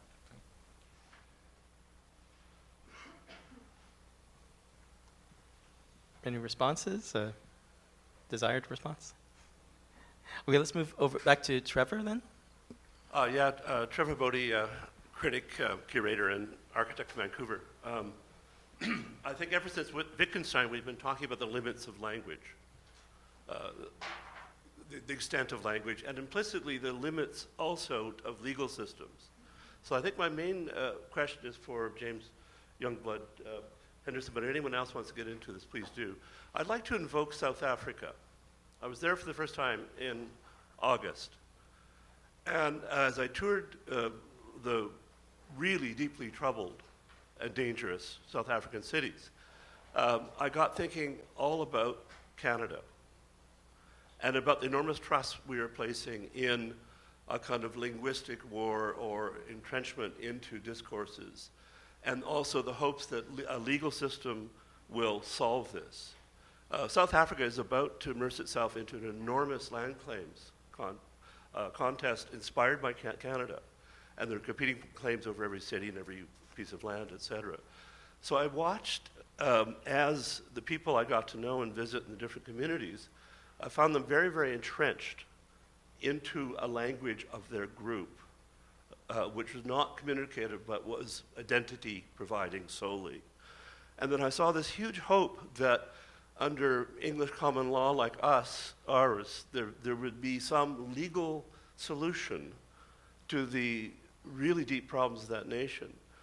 And it strikes to me, the issues in First Nations in Canada, there's a lot of things that could be done outside of language and legal processes, such as adequate housing, such as art and poetry. There's other means by which rifts can be healed, et cetera. So, James, do you want to start about maybe saying something about the limit, since you've devoted so much energy and had such an influence on creating the legal landscape? What are the limits of that process? Well, the limits are very clear in a certain structural way. When you go to court, you're submitting yourself to an advocacy of two or more parties under the guise of a judge who's going to make the final interpretation, and there's different levels of judges and how they interpret things. And right now, they're really quibbling because no one's getting it even close to right. But it's this inherent thing about Aboriginal people and Indigenous people anywhere. They have this so deeply infirmed sense of justice that they can believe in these institutions of courts because the courts say they're going to give justice. For all those who work in there, we're not quite sure that that's ever possible. But the only other kinds of ways to solve this rift is to really have negotiations. But our experience in Canada, and the same in most of the common law worlds like New Zealand, is that dialogue will never happen politically unless the courts require it. Like just last week in New Zealand, the Waitangi Tribunal, which is a tribunal set up by the government to understand the meaning of the Treaty of Waitangi in both Maori and English, reached the first of its conclusions after 5 years that the Treaty of Waitangi did not transfer any of the Maori sovereignty over Maoris to the Crown. The immediate response from the New Zealand government was that it's inconceivable that the sovereignty of New Zealand doesn't come from the Crown. And that's going to be the debating dialogue. But if it wasn't for the court and the rules that the court has, as imperfect as they are, to debate this with some kind of finality, make lawyers on both sides become knowledgeable about an Aboriginal language perspective and the English or French perspective, and battle out what's the appropriate meaning of these translations. Politicians aren't going to do that. The politicians force us to only speak in English or French, that they refuse to learn the Aboriginal language. In courts, regardless of its limitations, we've forced them now to become quasi-Aboriginal because of the rules of evidence, because the rules of interpretation, and it carries a vast seriousness to the country that you get nowhere in no other venue. That we spend more time figuring out the Aboriginal language, the Aboriginal knowledge, the Aboriginal viewpoint than any other agency in Canada. And in many ways, the South Africans are just a little bit ahead of us, that they've enforced upon all of their universities that they have to know Indigenous knowledge of the African people. We haven't gone that far. We have the authority to do it, but Canada hasn't gone that far. And the University of South Africa, which is the largest university in the world, has several chairs devoted only to bringing Indigenous knowledge into the academy, which is a better way to resolve that than any other way. To infiltrate the university and say, every course, everything has to understand that that talks about knowledge has to understand there's an African perspective there too. That's hopeful. I don't think we'll ever sort of get the Canadian universities to reach that point in the next 20 years. That they think about, they want Aboriginal students to come to their universities. Aboriginal students have deficits, and they're going to give them the knowledge to be everything else they can be in the world except who they are. And we're trying to change that, but that's a really tough dialogue without any referee, without any umpire, under the theory of academic freedom, which we don't want to really infringe upon, but we want to extend it also to the Aboriginal faculty. But just from my experience, the court is the most deepest form right now that's ever happened in Canada and New Zealand, and Australia's rising up to that level, and South Africa's the same way, that they believe that they can introduce their land tenure system and reverse the colonial legal system as it was created, and we have to do the same thing in Canada. So I share that with them, and from our success in the United Nations, I think they'll be successful. But it becomes too much of an elite process. It doesn't filter down to other people who aren't involved in it, and that's its great limitation, that we become experts in both legal traditions, or the three legal traditions of Canada, and we make the court learn how to intertwine them, but they're really, really bad right now at intertwining them, but we're going to continue to force them to do it. And I think South Africa will do the same thing. And in the end, everyone will benefit from this when it starts filtering down to daily consciousness about how you do these translations, how you do these portals. And this is just one small, intense, takes 6 or 7 years to litigate these cases. And the judges have to become immersed in Aboriginal thought and knowledge and language. And the best of them bring that into their decisions. And that's never happened before in Canada.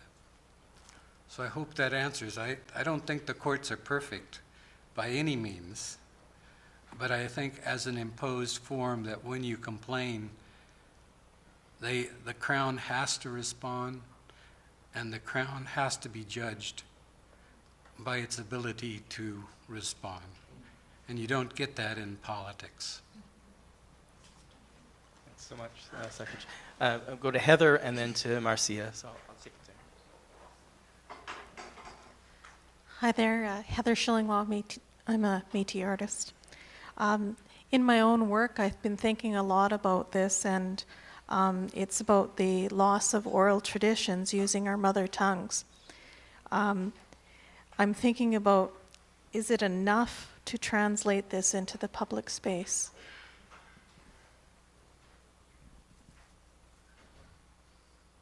Well, the oral tradition is in the public space in many ways, especially when you go to certain reserves, when you go to certain places and hold meetings, you know, that no one really reads from anything. It's all oral tradition, and it's very strong as you learn to unpack that.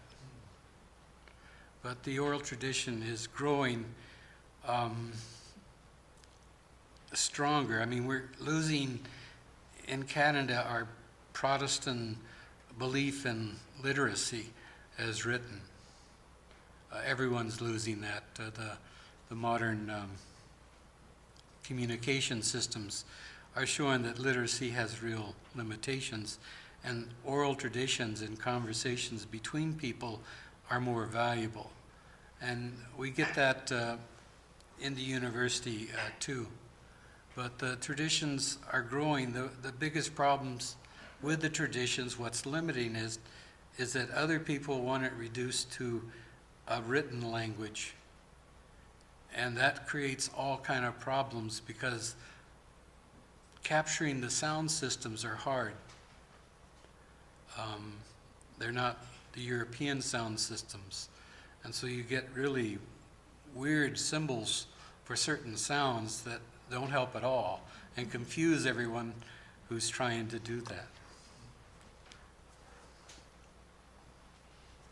Marcia, do you have a microphone back there? Yes? Okay, go ahead. Am I on? Okay, good. I wanted to talk about the question of translation in relation to something that we discussed yesterday, which I'll just say briefly. Yesterday we were talking about how to deal with removing monuments or effacing monuments, I think is what it was about. And so Tausig came up, one of the statements he made was that in the end we have to figure out how to deal or not deal with domination, where an act may have been, acting against something or defacing something or removing something might work, but it may not work. And I think that Paul Chaat Smith just made that point earlier. So Manuel Pina has talked about the removal of monuments in Cuba by revolutionary governments and raised the question, or made the statement that it was a violent show of power. And it was the removal of monuments that they had been born into and that had been part of the life they lived. There was this empty space. So I won't say much more about that because Manuel could say something more about it. Candace Hopkins talked about the defacement of a monument in which they cut off the foot of the monument, indigenous peoples. And in that case, she made the point that making that defacement actually trumped the national celebration of that particular individual they were raising their hands to. And Richard Hill made the point that making monuments of sort of like, I think he was talking about things like Food, Fun, and Festival, making small things into monuments. There were points at which that wasn't successful and it wasn't helpful in terms of knowing who one is. And Jeff Thomas talked about the removal of the Indian Scout from the monument, the Champlain Monument. And at that point, I thought, oh, this is where you come to the place of how to deal with domination. And I was thinking in particular of the problem of indigenous cultural nationalism. And I was thinking in particular of how we were talking about icons, and I was thinking about how male-dominated our government or supposed representative governments are, and how male-dominated the language is that they speak, because they had to learn law. They had to learn how to take up as much possible space as they could. And they had to learn how to talk patriarchy. And one of the hardest things about having those men represent you, if you're a woman, and you don't feel represented, is that you know that they've been misrepresented as well. And so there is this real hard pull between supporting your, let's say, relative or your person and not. But what I think is really interesting is that on the West Coast in particular, because so many of the coastal organizations or groups are supposed to be, it's matriarchy, and so you have all this gendered masculinity in government and in indigenous government, and they are always talking about the matriarchs, but you don't get that kind of respect on a one-to-one level because they rule and they take up an incredible amount of space. So I think that, and there is a certain stasis that comes with this form of cultural nationalism. And I think that's kind of where those monuments of tradition live that I think that Richard Hill was referring to yesterday. When we make certain things into monuments that aren't part of our true and everyday life. And I think that I just wanted to make the point that, I guess with Ruth, she actually made me say everything, like what I'm saying right now. She said, but don't say anything about the Blackfoot, so I'm not going to. But not that I want to tell someone else how to deconstruct themselves and pay attention, but it is really easy if you've grown up with men all around you, and then you, I wake up and I get my indigenous culture, and I'm going to go find my people like I did in Haida Gwaii. And then they said, you're a mainlander, eh? And guess what? When you're here, you know what you're going to do? You're going to set the tables. We don't care. And the other point that I want to come back to is one this morning. It was like, quit talking like a white lady. Quit talking like white people. And it was like, I went to school for 7 years and busted my ass. I worked hard. I brought home histories, and then it was like, you can't talk here. So I guess I'm still mad about that. I try not to be. But I do think that we should talk about translation in terms of gender, in terms of the creation of a kind of ethnicity that has been created at structural levels around Indian government. And it's really important to consider that and to just mix it up a little bit, you know, just to make things a little bit not quite so binary, so that we're not just rocking back and forth on that old horse. So thank you.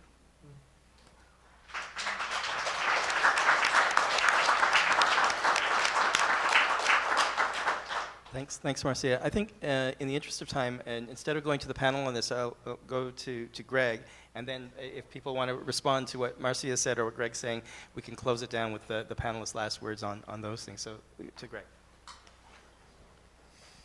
Greg Younging.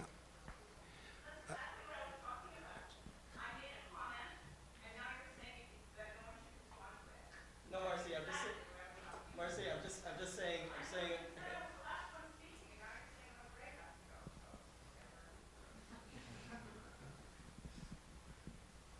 Now I feel bad.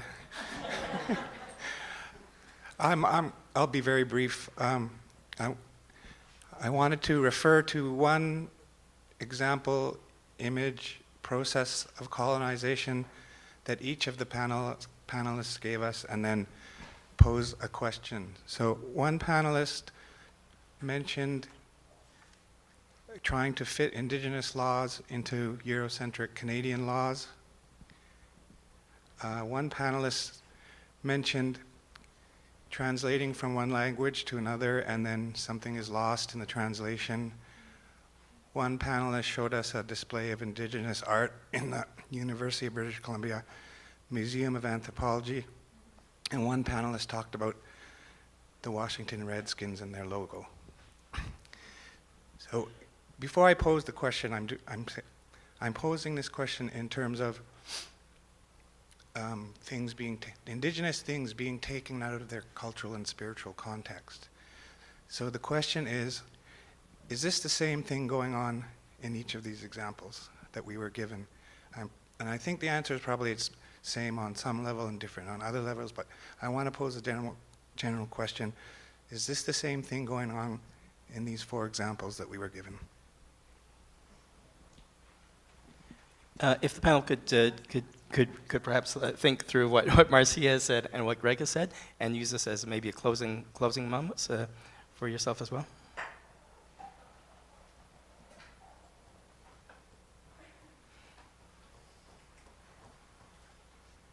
Well, I was still stuck on Marcia's reference to Mick Dossig's question about how do we negotiate these issues, which is really what the conference is about in large part.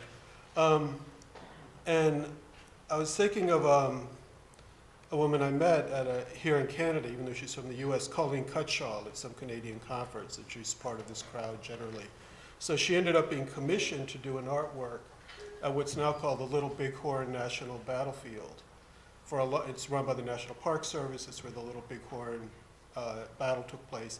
But for most of its history, it's called the Custer National Battlefield Memorial. So for most of its history, it's completely celebrating, the 7th Cavalry, all of that. And then as the country changed, the interpretation changed. And so they've had for many years, the main National Park Service employee was a Crow interpreter. They've had multiple other staff. They've changed the interpretation. They have an artwork by one of us, basically, Colleen Cutshall. So I think the tossing question would be, is that a victory? Is that something worth fighting for, to have a different interpretation of this huge event in US history? Because in a sense, you could say it's a big success. In another sense, you could say it's just another part of the liberal state sort of co-opting our energies, and it still is very unsatisfactory.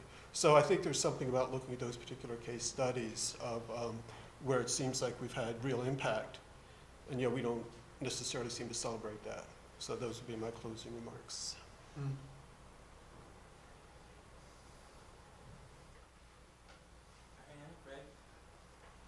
I'm going to try and answer your question, though I'm not completely sure I understand it.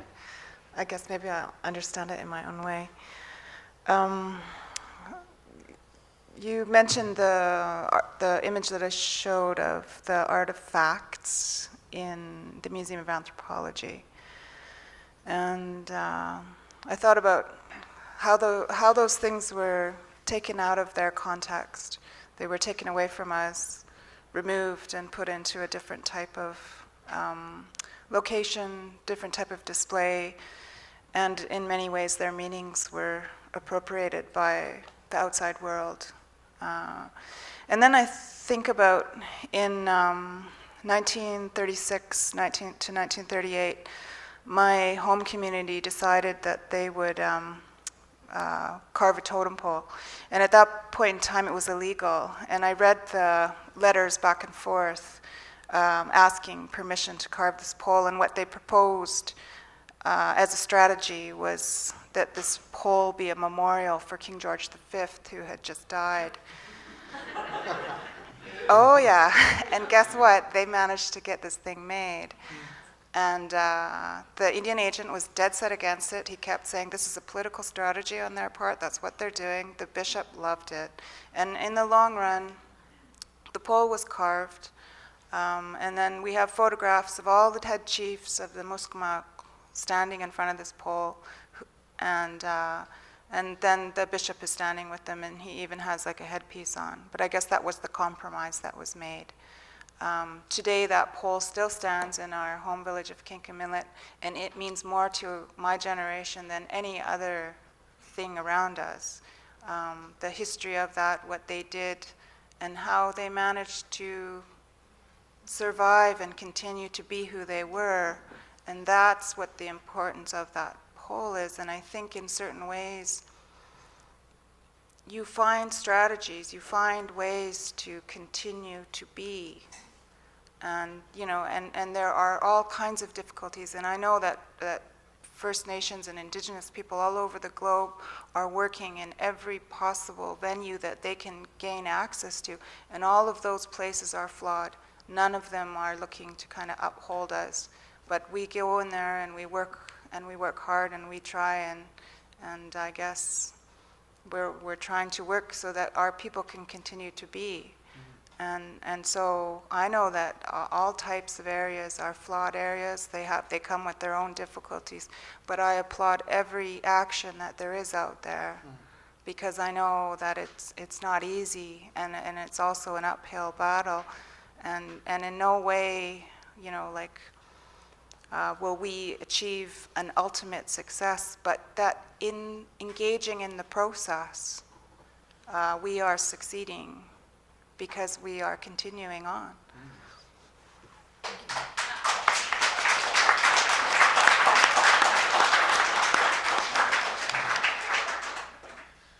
Greg, I'll try to answer the question best as I understand it. I don't know if I completely understand it, but I'll try my best here. I guess what I would like to add, because I think you were referring to me talking about translation, things being lost in translation, the use of language, is of course, I mean, there's these, and I always get so kind of squirmy within my own skin using words like reinvention, revitalization, like all these, kind of clicky words.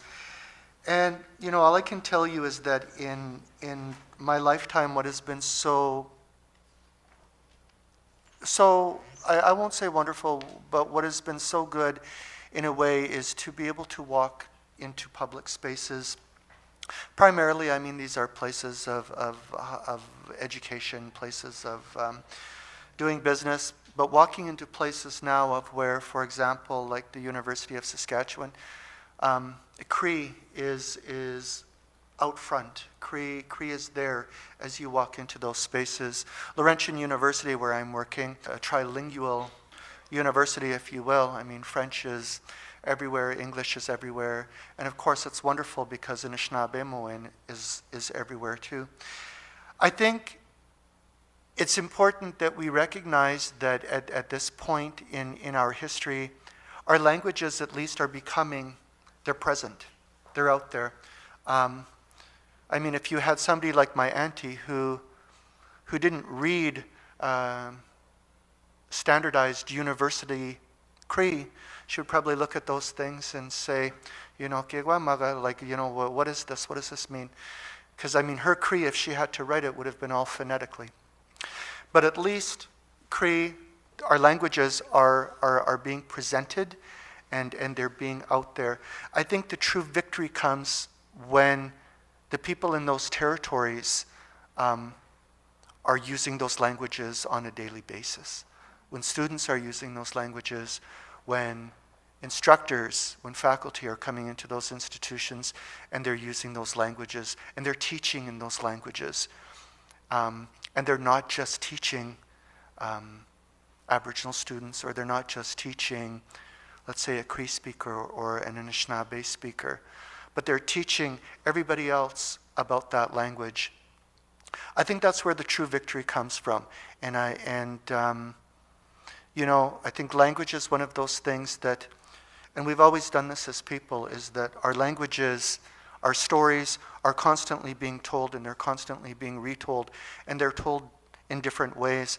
Of course, our language is going to be changing, it's going to be shifting, it's going to be moving. Our languages have always been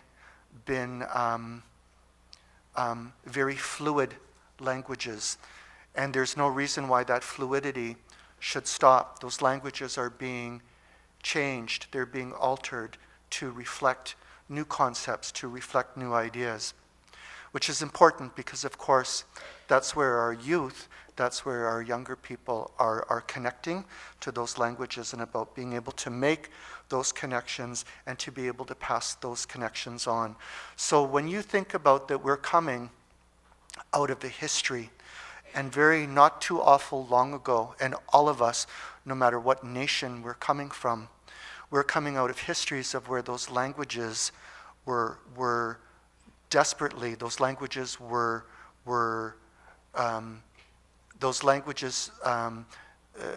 actively being destroyed.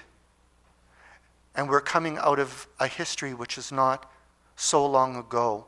We're coming out of that history, and those languages are now present in public spaces of where non-Cree speaking people, non-Cree people, non-Ojibwe people, non-Haida people will walk into those spaces and they identify that language. They'll say, that is the Cree language, that is Haida, that is Ojibwe, that's Anishinaabe. And whether they learn how to say those words or not, at least they're being made to be present of those languages. And for our own people, being able to walk into those spaces and to be able to say, Danse, Ani, bienvenue. That's what's important.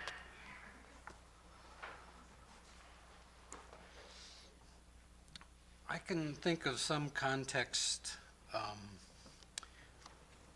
where the Indigenous spiritual traditions are being changed by the translation. Most of the times when I think about this, I think about my grandson's immersion class, where immersion in Micmac, where they teach him numbers and colors as if they're important. And my wife and I have complained vigorously that that's not important. That's imported. What's important is things about love and relationship and caring and respect. And those are the first words that should be taught to them in Micmac immersion, not some kind of accounting system of numbers or colors that we don't even have in our vocabulary that have been contrived. But the answer to that from many people to me is that wherever the language is spoken, the spirits are there. Because the Spirit taught us this language mostly through the earth and the animals. We didn't learn it from a book. We learned it from the environment. And every sound carries that trace back to the environment.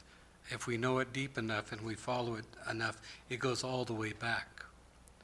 Like one of the questions that always had sort of confused me is, why is it can we only talk about sacred things when the snow falls? Didn't naturally make sense to me. But one of the elders explained to me that we get the benefit of the dying of the plants, or some of the plants during winter. That the energy that they took up to create their livelihood is transferred to us, and it's accessible to us to learn from. And so that's why we, during the Ice Age and other things, we learned what it meant not to have all the help of the plants helping us understand how to live life and do things. And we acknowledged that because then we had to create a relationship with another form of energy transform that comes with winter. There's many other kind of stories around this, but that's sort of the notion, is that we're sharing the planet, and the language is a part of our sharing. And the rituals we have about knowledge exchange are based on this wholeness of, and when we have time to ask these questions about spiritual knowledge from the earth without interference of cell phones or other things. So I think there are some situations where it is compromised. I don't think the compromise is very long. I think you learn through the compromises. But I think the activation of any indigenous language at any level, and not worrying about being perfect, because there's never been a perfect speaker of any language anywhere in the world. It's just something residential school taught us as a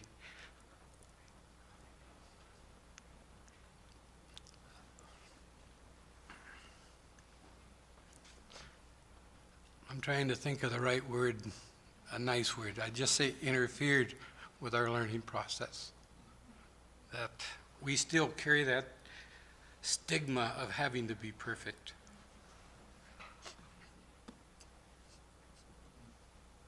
Ekose.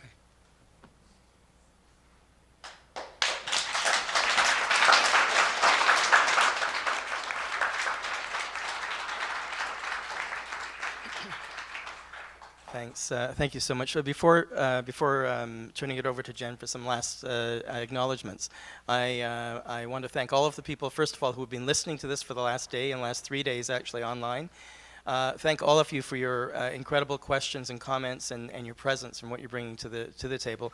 And lastly, and of course most especially, thank you to these four amazing panelists for what you've given us in terms of legal studies, in terms of critical work, in terms of art, in terms of poetry. So thank you, Sakej. Thank you, Paul. Thank you, Marianne.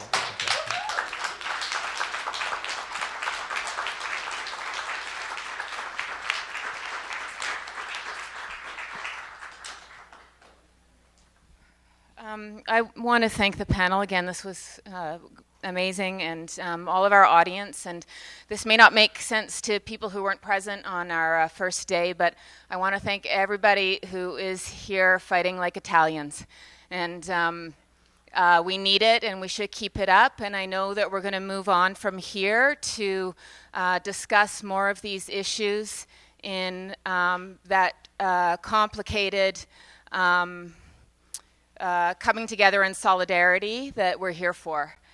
So one thing, because we started so late today, we went right into our panels, and now that we have 2 minutes, I'm going to just acknowledge for the Saskatoon audience all of the producers of this symposium and the sponsors and other funders. So, of course, Alberta College of Art and Design, the Kenderdine Art Galleries, the Mendel Art Gallery, Wanuskewin Heritage Park, Chinook Energy, Saskatchewan Indian Gaming Authority, University of Saskatchewan, the City of Saskatoon, the Calgary Foundation, and I'm reading off of the logos, and there's one, I need glasses, but I'm too proud to get them, and too poor, but there's one I can't read that has an American flag on it, which is a bit mystifying. Oh, it's the consulate, and it's the government, and the Alberta Foundation for the Arts, the Canada Council for the Arts, and last but not least, Tribe.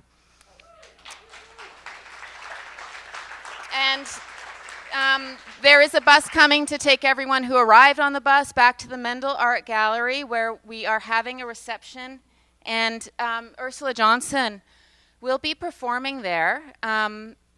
She has requested that her performance is durational, there's no start or finish, and there will be some welcoming remarks from Gregory Burke, the executive director of the Mendel as well. And because there's no start or finish or real introduction to Ursula there, she wanted me to read to you about the performance now so that everyone who's going there has some context for it, some understanding. So the title of the performance is Igotke, She Protects. It is a durational vocal performance created initially as an act of resistance in unity with the women warriors from our communities whose voices have often been the catalyst for action. Oka, Ipperwash, Victoria Island, Grand River, Burnt Church, Elsipogdog, I can't say that. These are some of the places of which these actions have taken place come to my mind. In many of these standoffs, in quotations, Indigenous women have often been the peacekeepers, the caring mothers, and often the song deliverers that help people to rest easy in between negotiations, in between gunfire, in between periods of immense despair and immense pride. The voices of these women not only carries in the early mornings or late nights of those encampments to aid allies in resting. Sorry, I'm reading off of an iPad and it just disappeared. Whose iPad? Sorry, could you pull that back up again? My apologies.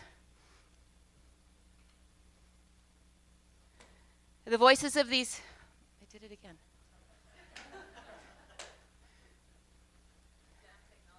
I know.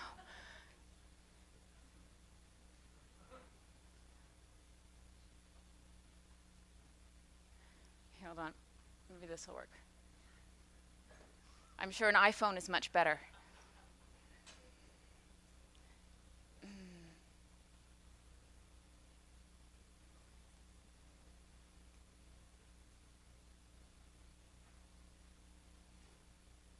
Here we go.